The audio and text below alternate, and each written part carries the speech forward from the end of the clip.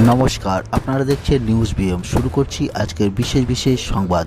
কেন্দ্রীয় স্বরাষ্ট্রমন্ত্রী অমিত শাহ তথা বিজেপির কেন্দ্রীয় নেতা কলকাতা করে এসে নেতাজি ইন্ডোর স্টেডিয়ামে বিজেপি কার্যকর্তাদের নিয়ে দলীয় কর্মসূচিতে বর্তমান সরকারের বিভিন্ন দুর্নীতির ইস্যু তুলে ধরলেন এবং আগামী 2026 বিধানসভায় তৃণমূল সরকারকে উৎখাত করার জন্য কর্মীদের উৎসাহ প্রদান করলেন এবং বর্তমান तृणमूल सरकारेर विभिन्न दुर्नीति प्रसंगे टेने और बंगाल विधानसभा में डाकलें जिनके खड़े होते ही दीदी को डर लगता है, ऐसे पक्ष के नेता शुभेंदु अधिकारी जी, हमारे राष्ट्रीय महासचिव श्री सुनील बंसल जी, हमारे प्रभारी मंगल पांडे जी, सह प्रभारी अमित मालविया जी, बैठे हुए सारे मंत्रीगण, सांसदगण और बंगाल के कोने कोने से आए हुए मेरे प्यारे कार्यकर्ता भाइयों बहनों, आप सभी को मेरा नमस्कार प्रणाम। सबसे पहले अरे अब सुनो भाई सुनो, जिंदाबाद जरूर करना है। 26 में हमारे मुख्यमंत्री की शपथ के बाद करना है।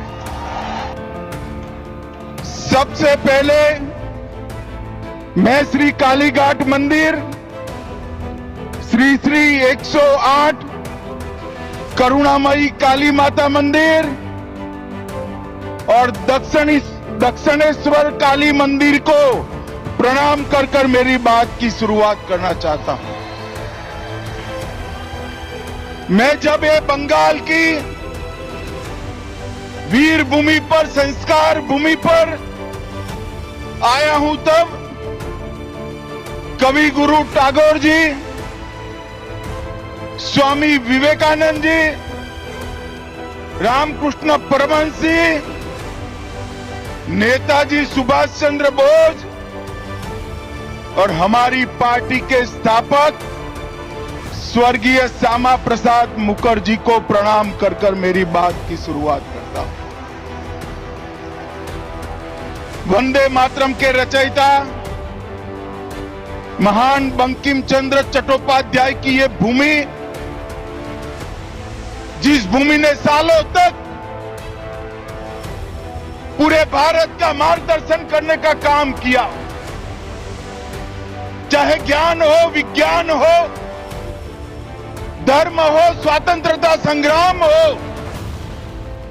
हर क्षेत्र में सालों तक আপনি যদি চ্যানেলে নতুন হয়ে থাকেন তাহলে আমাদের খবরের আপডেট পেতে লাইক করুন, কমেন্ট করুন, খবরের থেকে মতামত দিন। আর যদি আমাদের সংবাদ আপনার ভালো লাগে তাহলে সাবস্ক্রাইব করে বেল বাটনে ক্লিক করুন খবরের আপডেট সবার আগে পেয়ে যেতে। और उसके बाद मां माटी मानुष का नारा देकर ममता दीदी आई और उन्होंने ये महान बंग भूमि को आज घुसपैठ, भ्रष्टाचार, स्त्रियों पर अत्याचार, अपराध, बम धमाके और हिंदुओं के साथ दुराचार का केंद्र बनाकर रख दिया है, दुराचार का केंद्र बना।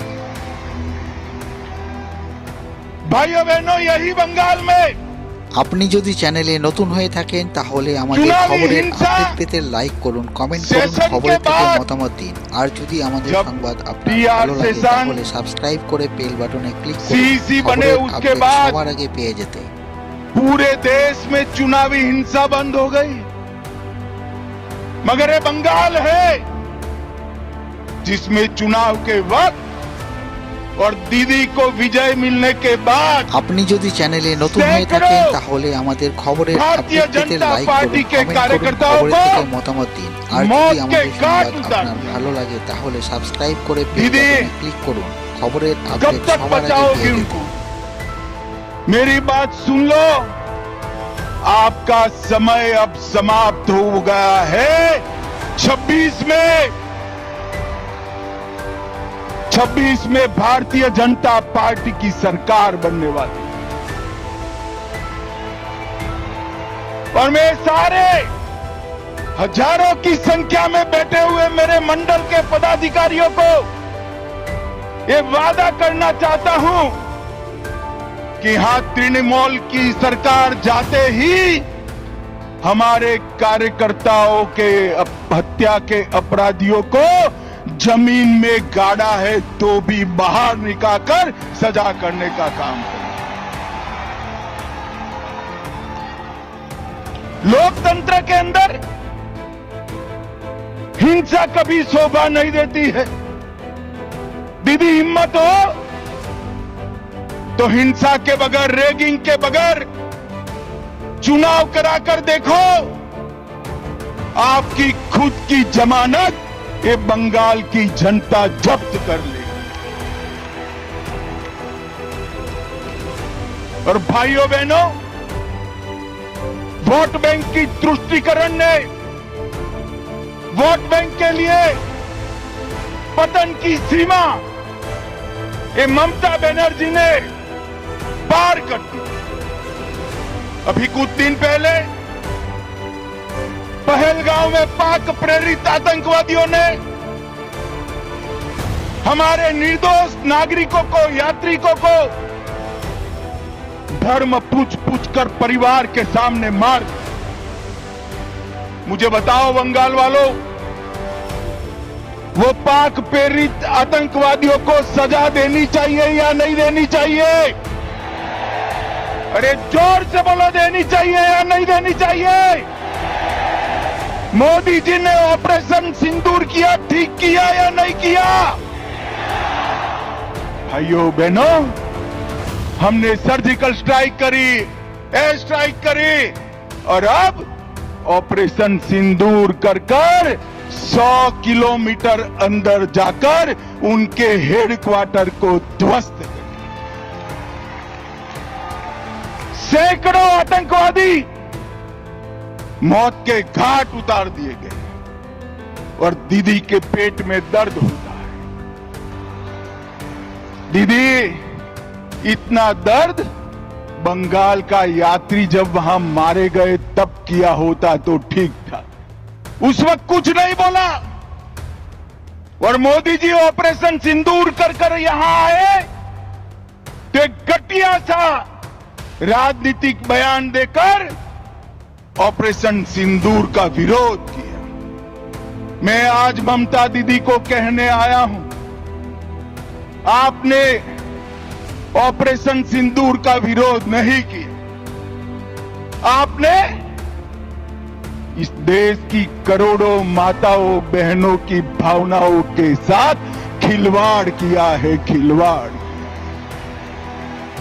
और मैं बंगाल की मातृशक्ति को भी अपील करने आया हूं, आने वाले चुनाव में ऑपरेशन सिंदूर पर सवाल उठाने वाली ममता जी को सिंदूर की कीमत बंगाल की माताएं बहनें जरा समझा दे, सिंदूर का अपमान करने का क्या मतलब है। भाइयों बहनों, 1990 से ये देश आतंकवाद झेलता है। 40,000 से ज्यादा लोग आतंकवाद की भेंट चढ़ गए। ये कांग्रेस की सरकारें, यूपीए की सरकारें, इंडिया अलायंस की सरकारें, जिसमें ममता बनर्जी भी मंत्री थी, कुछ नहीं करती थी। नरेंद्र मोदी सरकार आने के बाद गोली का जवाब गोले से देने की शुरुआत नरेंद्र मोदी। और ममता जी, आप जितना पक्ष लेना है उतना पाक प्रेरित आतंकवादियों का पक्ष ले लो।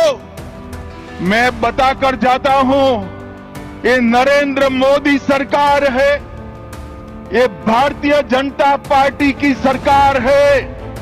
ऑपरेशन सिंदूर समाप्त नहीं हुआ है।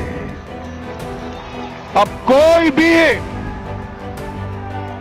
भी हिमाकत करेगा तो उसको उतनी ही मजबूती के साथ जवाब देने का काम नरेंद्र मोदी जी करेंगे। मैं आज ऑपरेशन सिंदूर में हमारी बहादुर सेना बीएसएफ ने जो वीरता बताई, वो सभी बीएसएफ कर्मी और सेना के जवानों को दो हाथ जोड़कर प्रणाम करता हूं।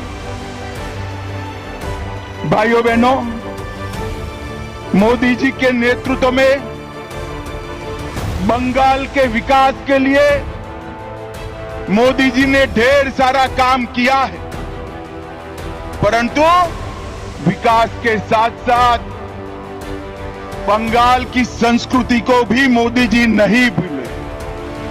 सालों से बंगाल वासियों की मांग थी कि हम बंगाल को क्लासिकल लैंग्वेज का स्टेटस दे।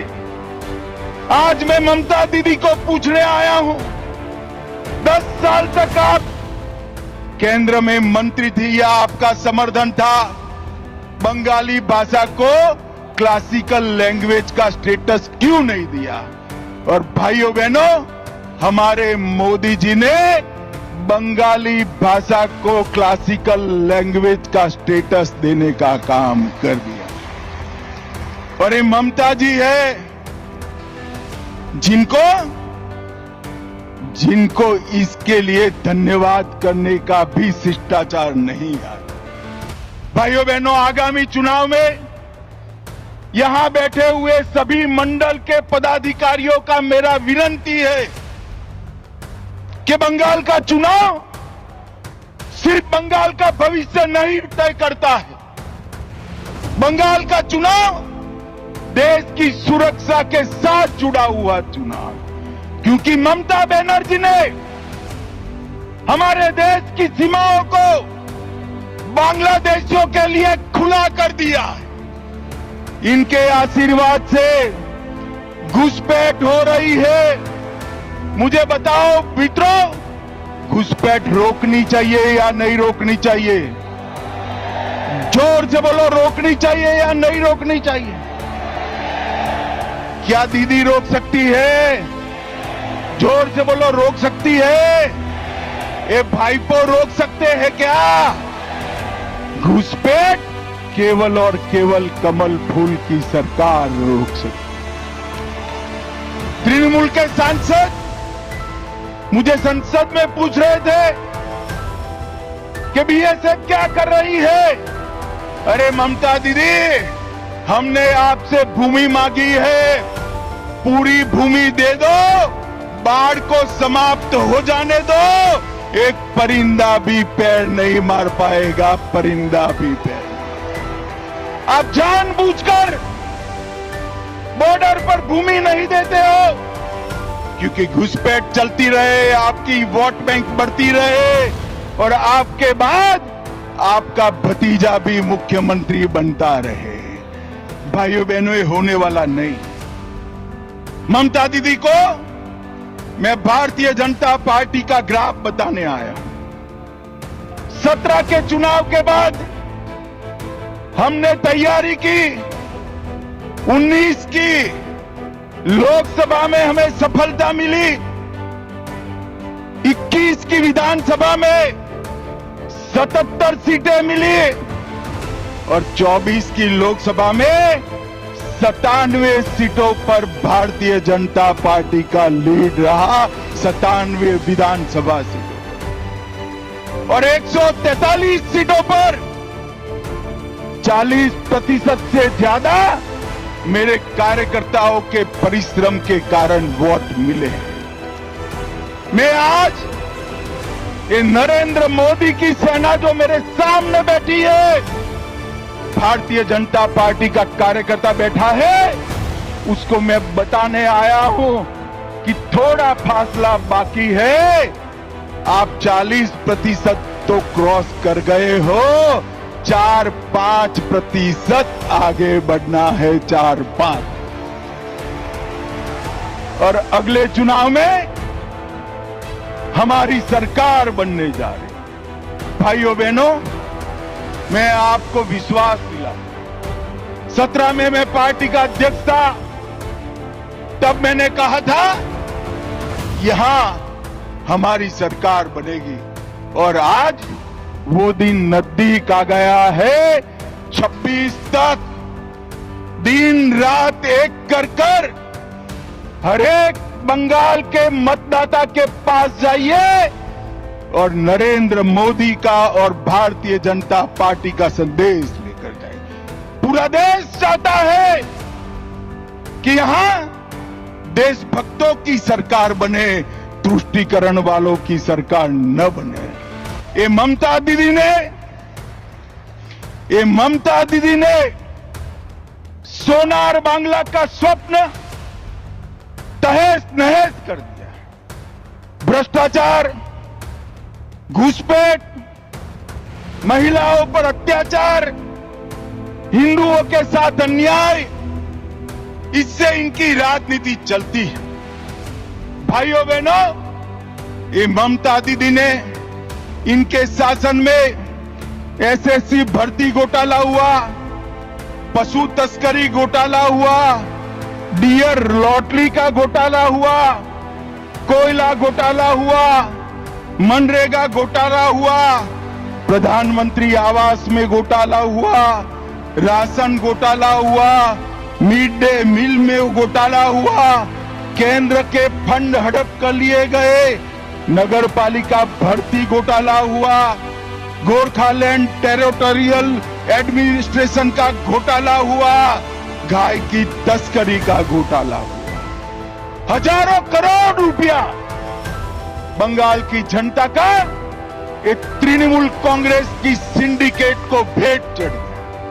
मैं आज सभी कार्यकर्ताओं को पूछने आया हूं, ये पैसा सिंडिकेट का है या बंगाल की गरीब जनता का है? मुझे बताइए, ये सिंडिकेट का है क्या? जोर से बोलिए, सिंडिकेट का पैसा है। मोदी जी जो पैसा भेजते हैं, सिंडिकेट की भेंट चढ़ना चाहिए क्या? ये पैसे पर अधिकार बंगाल की महिला का है, माता का है, बेटी का है, बंगाल के गरीब का है, बंगाल के युवा का है। कलकत्ता के बाजार में युवाओं की नौकरी बिकती है। इनके घर से इतना पैसा पकड़ा जाता है कि गिनने में 27 मशीन थक जाते हैं, मगर पैसा खत्म नहीं होता है। भाइयों बहनों, इस सिलसिले को बंद करना पड़ेगा। मुर्शिदाबाद में अभी हिंसा हुई, हमारा गृह मंत्रालय कहते कहते थक गया कि बीएसएफ को बुला लीजिए। हम नहीं बुलाएंगे, क्योंकि बीएसएफ आती तो हिंदुओं की रक्षा करे। फिर हमारे कार्यकर्ता हाई कोर्ट गए, हाई कोर्ट के ऑर्डर पर बीएसएफ आई और हिंदुओं को बचाने का काम किया।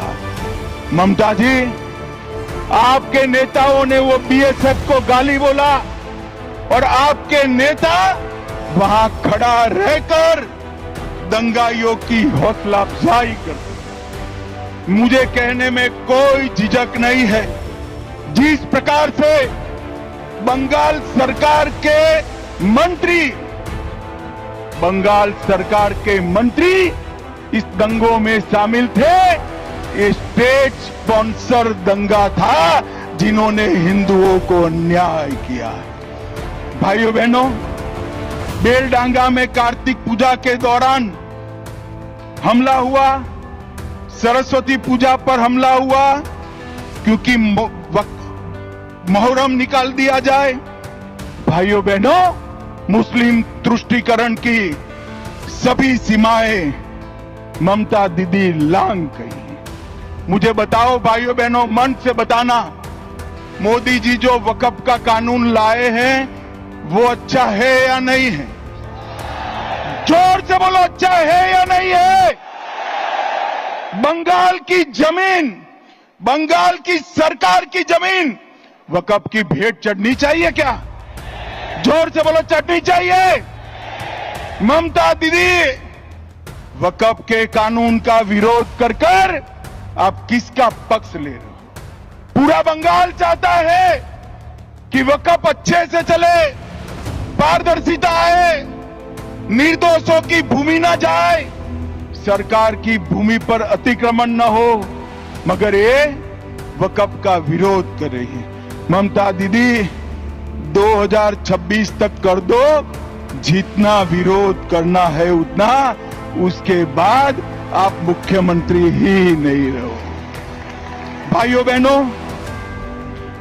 मस्जिदों के इमामों को वेतन देना शुरू किया, कोर्ट ने रुकवा दिया। बांग्लादेशी और रोहिंग्या उनकी मदद से घुसपैठ कर रहे हैं। राम जन्मभूमि के भूमि पूजन के दिन सद्भावना जुलूस के नाम पर नाटक किया। दुर्गा पूजा का विसर्जन पोस्टपोन किया। मुस्लिम कर्मचारियों को रमजान में आधे दिन की छुट्टी दी। केरला स्टोरी पर प्रतिबंध लगाया और हाजी नूरुल इस्लाम को टीएमसी का टिकट दिया। और अंत में सबसे बड़ी बात, मुस्लिम वोट बैंक को खुश करने के लिए ममता दीदी, आपने ऑपरेशन सिंदूर का भी विरोध किया। कार्यकर्ता भाइयों बहनों, मुझे बताइए, ये तुष्टीकरण बंगाल में चलने देना है क्या? जोर से बोलो, चलने देना है क्या? आज संकल्प कर जाइए कि 2026 में ये ममता बनर्जी की सरकार को मूल समेत उखाड़ कर हम फेंक देंगे, मूल समेत उखाड़ कर। भाइयों बहनों, एक महिला मुख्यमंत्री की शासन में आरजी कर मेडिकल का मामला होता है। सालों तक संदेश खाली की गरीब माताओं पर अत्याचार होता है और वो अपने वोट बैंक के संजो कर बैठ रही है। मैं ममता दीदी को पूछना चाहता हूं, संदेश खाली का मुख्य अपराधी ममता दीदी किस पार्टी से था? आप लोगों को मालूम है? जरा जोर से बोलना, संदेश खाली का मुख्य अपराधी किस पार्टी से था? जोर से बोलो, किस पार्टी से था? आरजी कर के अपराधी किस पार्टी से जुड़े हुए हैं? और ये महिला मुख्यमंत्री माताओं बहनों के सम्मान की भी चिंता नहीं। एक ऐसा शासन है जिसमें आदिवासी, कुड़मी, राजवंशी, कोच, मतुआ, गोरखा, कायस्थ, आगोरी, मछुआरा कोई खुश नहीं, नमो शूद्र भी खुश नहीं है। और अभी उन्होंने गोरखाओं को तो जितना बदला लेना था वो दे दिया, परेशान कर कोई कमी नहीं छोड़ी। मैं आज गोरखा भाइयों को भरोसा देना चाहता हूं कि भारतीय जनता पार्टी की सरकार में आपके साथ कोई पुलिस केस नहीं होगा, कोई नेता जेल में नहीं जाएगा। और भाइयों बहनों, अभी उन्होंने जिस प्रकार से पूरे हिंदू समाज को प्रताड़ित किया है, मुझे लगता है कि आने वाले दिनों में सबसे प्रचंड बहुमत के साथ, आजादी के बाद सबसे बड़े बहुमत के साथ भारतीय जनता पार्टी की सरकार। अंत में एक बात कहना चाहता हूं, मेरे पास हमारे शांतनु जी आए थे 4 दिन पहले। उन्होंने कहा, अमित भाई, सारे हिंदू शरणार्थियों को मतदाता सूची से काटने का नोटिस मिल रहा है। मैंने शांतनु जी को कहा है, डरिए मत, जिसको नोटिस मिले सीए का एप्लीकेशन करा दे, मैं उनको नागरिकता देने का काम करूंगा। ममता की नोटिस से किसी को डरने की जरूरत नहीं है। मोदी जी ने सीए का कानून इसलिए लाया है कि हमारे शरणार्थी भाइयों को मताधिकार मिले, अधिकार मिले। और ऑपरेशन सिंदूर में हमारी बहन के पति को मौत के घाट उतार दिया, उसको 2 दिन में हमने नागरिकता देने का काम भी समाप्त। भाइयों बहनों, अंत में मैं ममता जी को एक सवाल करना चाहता हूं। ममता जी 10 साल तक आप केंद्र में सत्ता पर रही, 15 साल से मुख्यमंत्री है, यूपीए के साथ बैठी है, इंडिया अलायंस का हिस्सा हो। 10 साल सोनिया मनमोहन की सरकार में आपने बंगाल को क्या दिया? भाइयों बहनों, 10 साल में उन्होंने 2,09,000 करोड़ रुपया दिया था। कितना दिया था? जोर से बोलो।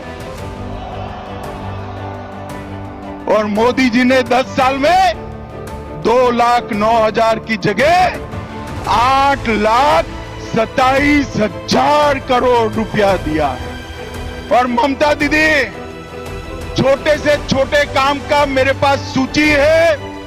आज बंगाल भारतीय जनता पार्टी ये सूची रिलीज करेगी 8,27,000 करोड़ के कामों की। मैं आपको पूछना चाहता हूं, आपके गांव में पैसा पहुंचा है क्या? अरे जोर से बोलो, पहुंचा है भाई? कहां गया? कहां गया? ये पैसा टीएमसी की सिंडिकेट की भेंट चढ़ गया है। मोदी जी 50 लाख करोड़ भेजे तो भी नहीं पहुंचना है। आपको बंगाल की जनता को मोदी जी का पैसा अगर प्राप्त करना है तो कमल फूल की सरकार लानी पड़ेगी, कमल फूल की सरकार। और इसलिए अंत में मैं पूरे बंगाल की जनता को, सभी को 2 हाथ जोड़कर विनंती करने आया हूं। देश की सुरक्षा के लिए, घुसपैठ रोकने के लिए, भ्रष्टाचार को हटाने के लिए, माताओं बहनों को सुरक्षित करने के लिए और हिंदुओं को निर्भय करने के लिए यहां कमल के निशान को मौका दो। हमारे मोदी जी को एक मौका दीजिए, एक मौका दीजिए। मुझे बताओ सभी कार्यकर्ताओं, आज से 26 के चुनाव के काउंटिंग तक दिन रात अहर्निश हम काम में लगेंगे क्या? अरे जोर से बोलो, पक्का लगेंगे। हम एक मुश्त, एकजुट होकर ममता की सरकार को उखाड़ फेंकेंगे। तो मेरे साथ दोनों हाथ उठाइए, उठाइए दोनों हाथ, विजय के संकल्प की मुट्ठी भींचकर राम का जयकारा लगाइए। जोर से बोलिएगा, जय श्री राम, जय जय श्री राम, वंदे वंदे वंदे। आप सभी को नमस्कार, प्रणाम, धन्यवाद।